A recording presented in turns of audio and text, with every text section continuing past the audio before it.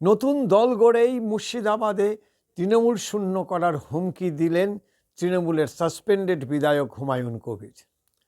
আর জনতা উন্নয়ন পার্টি নামে একটা নতুন পার্টি তৈরি করে মুর্শিদাবাদে তিনি শুধুমাত্র যে তৃণমূলকে হুমকি দিয়েছেন বা মুর্শিদাবাদ শূন্য করার ডাক দিয়েছেন তা নয়, সমস্ত মুসলিম ভোট ব্যাংককে একত্রিত করার তিনি হুঁশিয়ারি দিয়েছেন এবং তৃণমূলের বিরুদ্ধে কার্যত যুদ্ধ ঘোষণা করেছেন। এখন হুমায়ুন কবিরের এই হুমকি বা হুঁশিয়ারি আদৌ সেটা যে শুধুমাত্র কথার কথা কিনা সেটা তো বিধানসভা ভোটের পরেই বোঝা যাবে।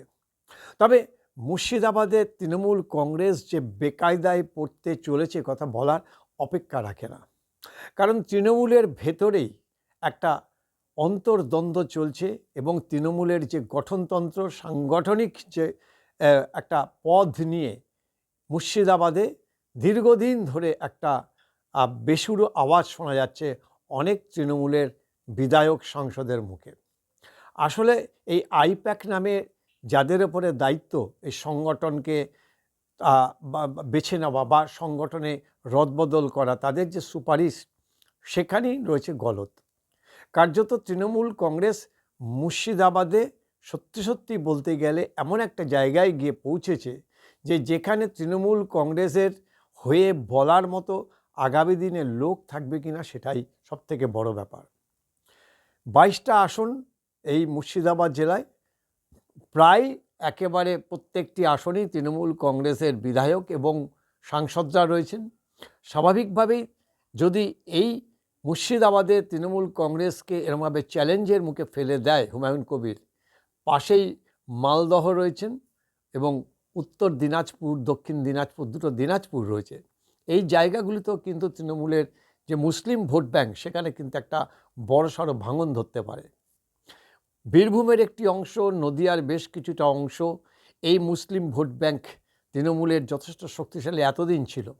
এবার এই নতুন দল তৈরি করার ফলে মুসলিমরা যেভাবে হুমায়ুন কবিরকে সমর্থন জানাতে শুরু করেছেন, ওখানকার বিধায়ক জাকির হোসেন তিনি নিজে 1 কোটি টাকা দেবেন বাবরি মসজিদের জন্য, তিনি ওপেনলি বলেছেন। ফলে বোঝাই যাচ্ছে যে তৃণমূল দলের মধ্যে বিদ্রোহ আসন্ন।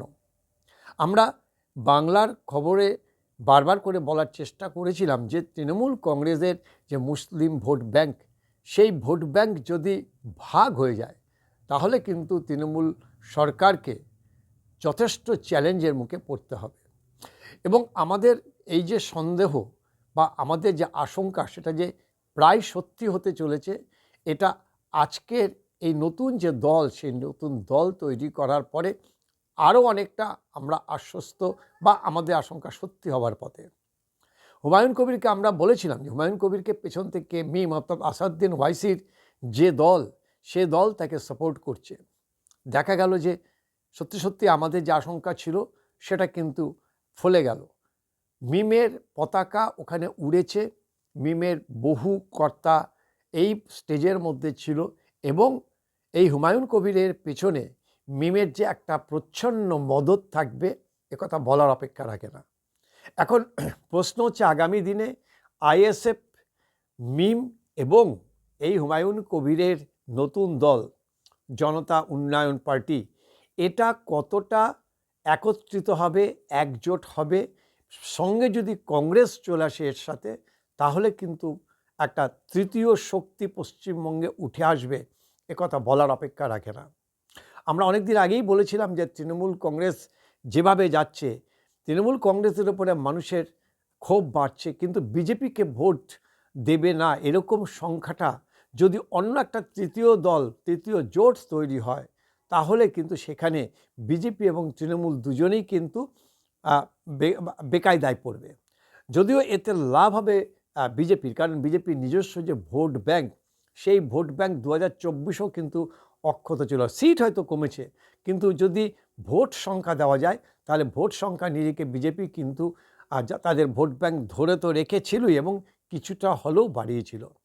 ফলে এই মুসলিম ভোট ব্যাংক, যেটা তৃণমূলের সবথেকে বড় সম্পদ বলে মনে করা হয়, প্রায় 30% এই মুসলিম ভোট, সেই মুসলিম ভোটের একটা বড় অংশ যদি তৃণমূলের পাশ থেকে সরে যায়, তাহলে কিন্তু হিসেব অনেক চেঞ্জ হয়ে যাবে।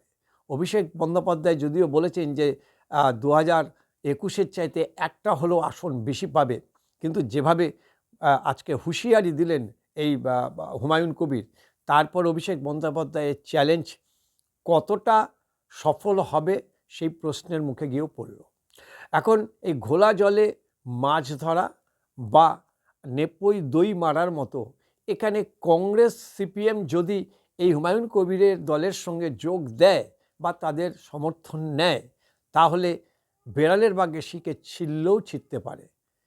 বিধানসভায় এই দুটো দলের আসন শূন্য, এখনো পর্যন্ত শূন্য, কিন্তু যেভাবে হুমায়ুন কবির একটা ধর্মনিরপেক্ষ দলের ডাক দিয়েছেন, সেই ধর্মনিরপেক্ষ দলের হয়ে যদি কংগ্রেস এবং লেফট সিপিএম বামফ্রন্ট তারাও যদি এদের সাথে হাত মেলায়, তাহলে হয়তো বেড়ালের ভাগ্যে শিকে ছিললেও ছিঁড়তে পারে। 2-4টে আসন বিধানসভাতে আমরা দেখতে পারি। যদিও এই ব্যাপারে কংগ্রেস এগিয়ে, সিপিএমের থেকেও কংগ্রেস এগিয়ে। কংগ্রেস মালদহ এবং মুর্শিদাবাদে বেশ কয়েকটা আসন পেতে পারে বলে আমাদের যে সূত্র, সেই সূত্রের খবর এবং আমাদের যে সমীক্ষা, সেই সমীক্ষাতে উঠে এসেছে। স্বাভাবিকভাবেই কংগ্রেসের যে আসন সংখ্যা যদি বাড়ে, তাহলে বিজেপির আসন সংখ্যা কমবে বা তৃণমূলের আসন সংখ্যা কমবে, এটাই স্বাভাবিক।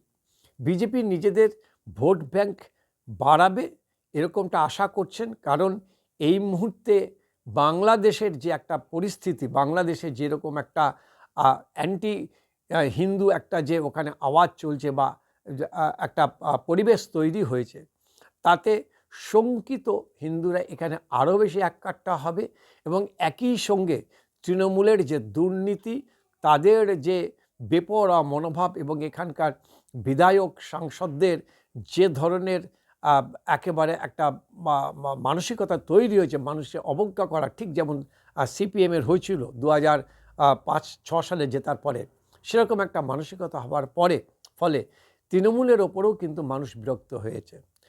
সবটা মিলিয়ে যদি আমরা একটা ক্যালকুলেশন করি, তাহলে 2026-এ সম্ভবত মুখ্যমন্ত্রী মমতা বন্দ্যোপাধ্যায় তার এই যে ভোট, বিধানসভা ভোট, সেই বিধানসভা ভোটের সবথেকে বড় চ্যালেঞ্জের মুখে পড়ছে। নেতাজি ইন্ডোরে বিএলএদের নিয়ে যে কর্মী সভা, সেখানে কিন্তু মুখ্যমন্ত্রীর বেশ কিছু আচরণ বা তার এই যে তার বডি ল্যাঙ্গুয়েজ সেখানে ধরা পড়েছে। সামান্য মাইক নিয়ে গণ্ডগোল হচ্ছে, সেখানে তিনি ষড়যন্ত্র দেখতে পাচ্ছেন। এই সবই কিন্তু আশঙ্কা। মুখ্যমন্ত্রী আশঙ্কা করছেন যে তৃণমূল কংগ্রেসের যে ভোট ব্যাংক, মুসলিম ভোট ব্যাংক, সেই মুসলিম ভোট ব্যাংক ভাঙতে চলেছে, আর তাতেই বড়সড় বিপদের সম্ভাবনা দেখছেন। পোড় খাওয়া 50 বছরের বেশি রাজনীতি করা, মাটির সাথে লড়াই করে উঠে আসা খোদ মমতা বন্দ্যোপাধ্যায়।